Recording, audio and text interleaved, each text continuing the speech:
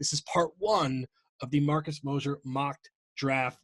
We need like a name for it, like mock draft marathon. It's 3 weeks, Something I guess. like that. There you go. We'll come up with something catchy. All right. Yeah. Well, that we can do better than that. That was pretty bad. All right. In any event, we are going to start 1 through 10. Go down the list. I'll introduce it, and then I'm going to pester you about something that jumps out to me. So number 1, Jacksonville Jaguars selecting none other than Penei Sewell. No, Trevor Lawrence, quarterback, Clemson. It's the obvious pick.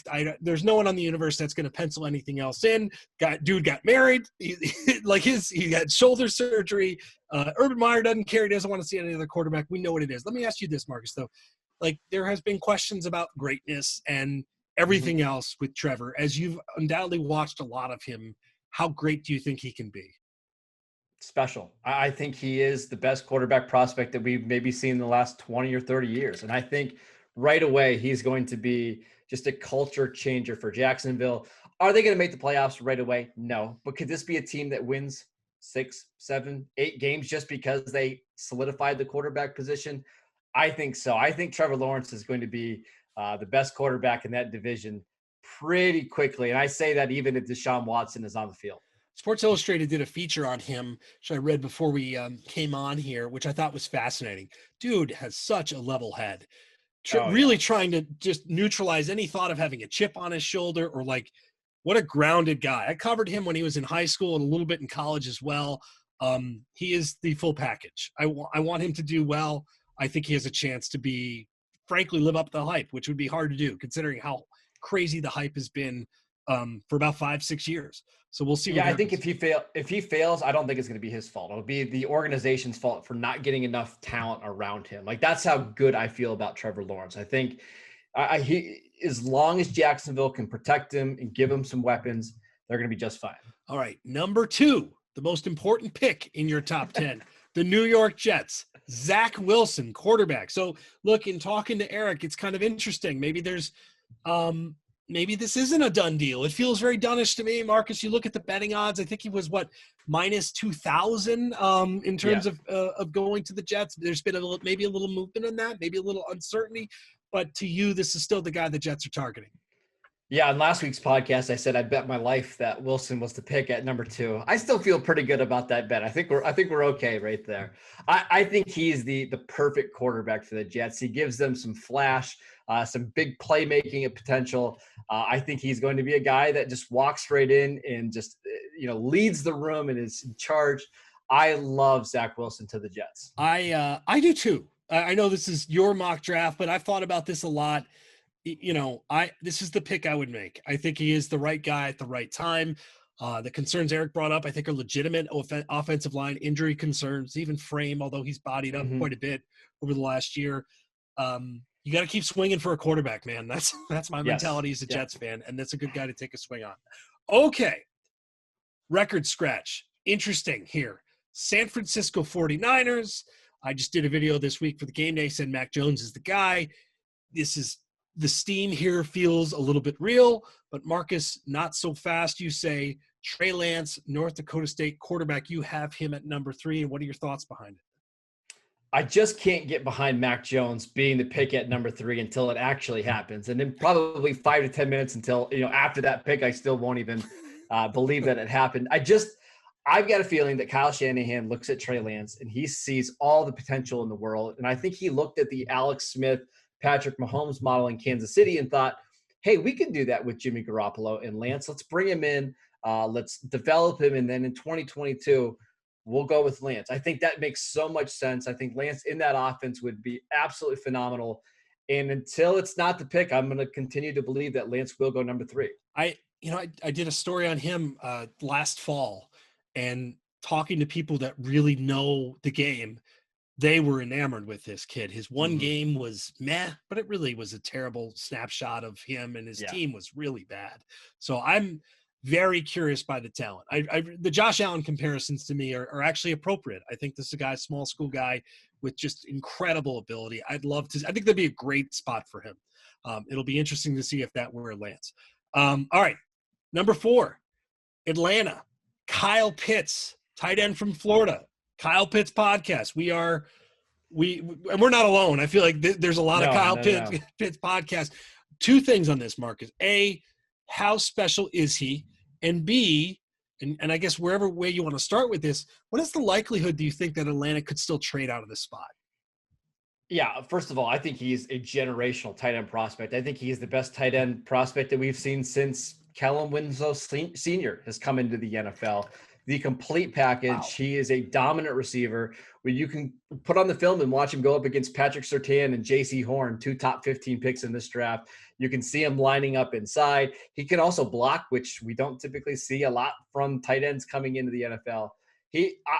I think he might be the best player of the draft, even better than Trevor Lawrence. Wow. He just doesn't have the same positional value.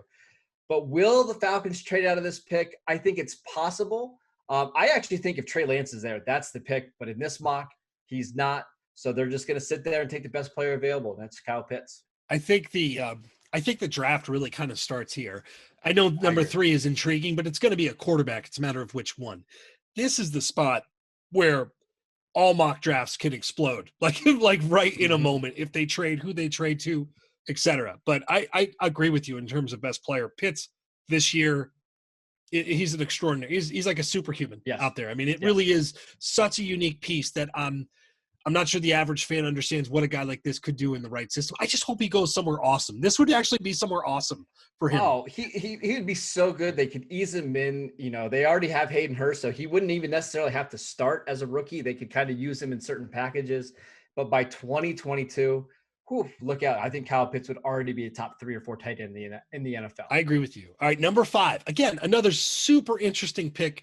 Depending on what the organization wants, maybe Joey B has a say, but you have Penei Sowell from Oregon, didn't play last year, opted out, has allowed 1 sack, no sacks in his college career. It's something absurd. So, Guy, I think, Marcus, that his status throughout the opt-out has maybe gone down a little bit because heading into last season, this was the number 2 pick, really behind Trevor Lawrence.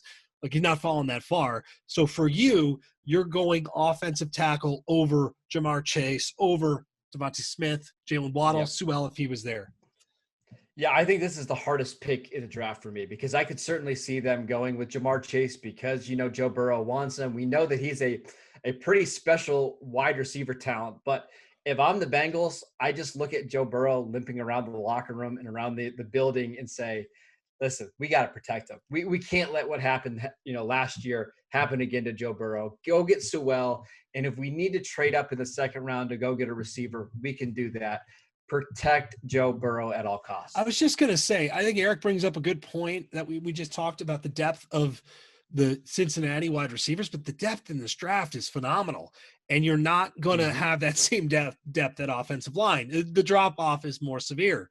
So you could get a legitimate number 2 because Higgins looks like he's going to be a number 1 for them later on. You can get a number 3. I mean, you could do both. So I agree with you in terms of fit and really need. Protecting that guy is the utmost importance. It's more important than getting him a weapon, frankly, right now. And you can find speed later in the draft. And that's really what they need at receiver is a burner. And there's guys between Rondale Moore, Elijah Moore, Tutu Atwell, Dwayne Eskridge. There's guys on day 2 that can fill that role. There's not many guys that I project as future all-pro left tackles. That's why you take him early. I agree. Tough one, but I totally agree. All right, number 6, the Miami Dolphins. Devonta Smith of Alabama. Look, I campaigned for this dude to win a Heisman for about 2.5 months. Okay, so I am all the way in on this. However, I am curious. Marcus, it's again like your quarterback, maybe mildly controversial. You've got, Jamar Chase. You've got Jalen Waddle. Sounds like the medicals for all these guys are checking out, which is great news, of course. So why Smith over Chase? Well, Miami signed Will Fuller to a pretty big deal this offseason, and I think they want somebody that can get open and create separation. I just feel like Smith, you pair him with Tua, he could be the X receiver. He can win on all the variety of routes. I just think in terms of route running, he's the best in the class. And now you put him with Devontae Parker, you put him with Preston Williams and Will Fuller. That receiving core makes a lot more sense. He's not my favorite receiver in the class, but I think he's my favorite fit with the Dolphins. Miami can't screw this up. They like you cannot screw this up. You could argue that all of the picks that came before this, maybe I don't know, Pitt's going into the right system, he's going to be great. Have a huge element of risk. there is you pick one of these wide receivers and surround him with a competent quarterback and a competent system. They're going to be great. It's an awesome situation to be in, and I guess that's a natural transition to your number overall 7 pick, Detroit Lions, with that meat-headed meatball coach getting Jamar Chase, wide receiver for LSU. He did opt out at his pro day. He put up bonkers numbers, of course. All the numbers of pro days are bonkers. But I think with this guy, it's legitimate. Marcus, I remember interviewing him during the playoff and championship run and standing aside from him and just looking at his arms, how long they were. Oh, yeah. And for a guy that's not that big, he plays a lot bigger. So, I mean, how big of a get would this be for Detroit?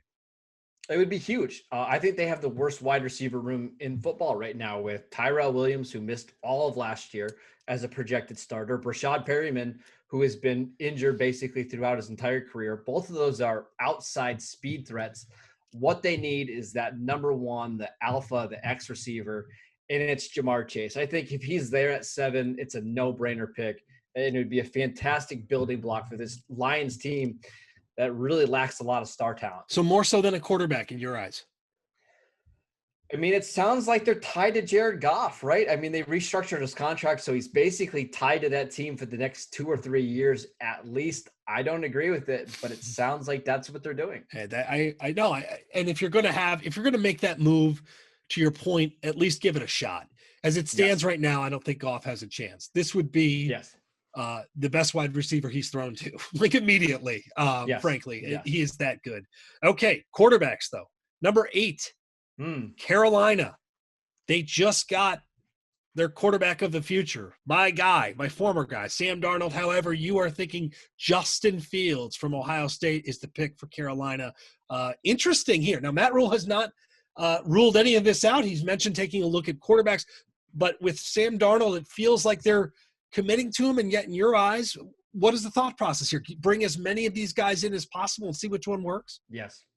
You're never going to compete in the NFC unless you have an elite quarterback. I think Justin Fields is a better prospect than Sam Darnold coming out. I think picking him at number 8 without having to trade up is fantastic. You draft Justin Fields and you see who's the best quarterback. And if Darnold plays well in 2021, maybe you flip him for another draft pick. If Darnold doesn't, you play Justin Fields.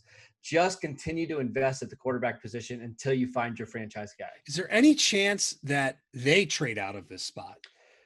Yeah, I think this is a team, with Denver picking 9, I think Carolina could be the spot where maybe, New England, maybe Chicago, Washington, maybe even Pittsburgh come up to trade. So if Justin Fields is available, I think you're going to get a lot of interest, and that wouldn't surprise me either. All right, number 9, Denver. Guess what, Marcus? Defensive player. We've got one off the board. Our first one. And a guy that I like quite a bit, Micah Parsons from Penn State. Again, another guy who opted out this year. When he was playing, I'm not sure I saw a more dominant defensive player in terms of activity, in terms of chaos. So what are your thoughts on the pick here? The quarterbacks, basically, the run is over. They're committed to lock. They invested a lot in wide receivers last year. So were there any other names that you thought on this spot? Because, again, this is one where I think things get really interesting. Yeah, I thought about Rashawn Slater, who could play tackle or guard for them. But Mike Munchak is their offensive line coach, one of the best in the NFL. He typically doesn't need top picks to get a really good offensive line. I think this one is just a perfect fit in Vic Fangio's defense, where the linebackers are attacking the line of scrimmage. I don't think I've seen a better linebacker going forward than Micah Parsons in a long, long time. You put him on that already really good defense with Von Miller, Bradley Chubb, and it's go time in Denver. I think now the defense is starting to match the firepower that they have on offense. I feel like this is another guy who's opt-out life, and maybe it's just the rise of the quarterbacks. The perception of him has diminished a little bit, slightly, over the past 8 months, and I just don't know. I just don't see why. I'm enamored with the talent. I think he has a chance to be really special at number 9. I think this would be a huge, huge win for Denver. I'm with you there. And we cap it off, a fitting place to cap off part 1, your Dallas Cowboys. Interesting thought here in Patrick Surtain. Maybe not that interesting, frankly, Marcus. How easy is this to you to project the Alabama star to your Dallas Cowboys? I think it's pretty easy. The Cowboys need a cornerback. I think Surtain's the best one in this class. They took his teammate Trevon Diggs in the second round last year, and they absolutely love him. Surtain's a great fit in Dan Quinn's defense. He's long, athletic. He has ball skills, and most importantly, he can tackle. And that's what Dan Quinn loves in his corners. If he's there at number 10, Adam, I honestly can't see the Cowboys going in any other direction. I think that would be a home run pick for them. What's the gap between Surtain and the rest of the cornerback, the Newsomes, Horn? Like, how big is the gap in your eyes from player 1 to 2 and 3 down the line? I think Newsome and Horn are in the same tier. I just think Surtain's at the very top. There's just not a lot of concerns. Adam, we don't really see 3-year defensive starters at Alabama, especially guys in the secondary that started as freshmen. I feel pretty good about Surtain's floor, and that's why he's the number 1 corner in this classroom. You could tell as a freshman that he was a dude. You could really tell. Yeah. And that's rare. You're right, because most of them don't see the field that early. And B, they don't normally look that part against some of the competition that they play. So I agree with you there. All right. So to recap, Jacksonville, Trevor Lawrence, New York Jets, Zach Wilson, San Francisco, Trey Lance, Atlanta, Kyle Pitts, Cincinnati, Penei Sewell, Miami, Devonta Smith, Detroit, Jamar Chase, Carolina, Justin Fields, Denver, Micah Parsons, 10, Dallas Cowboys, Patrick Surtain. We've got 2 more of these. This is fun, Marcus. I'm having way too much. It's like 10 out of 10. Yes. I mean, there it is. That's how the draft is going to go. So, again, next week, we will go down the list from 11 to 20, and we will cover the rest of it. Really looking forward to that.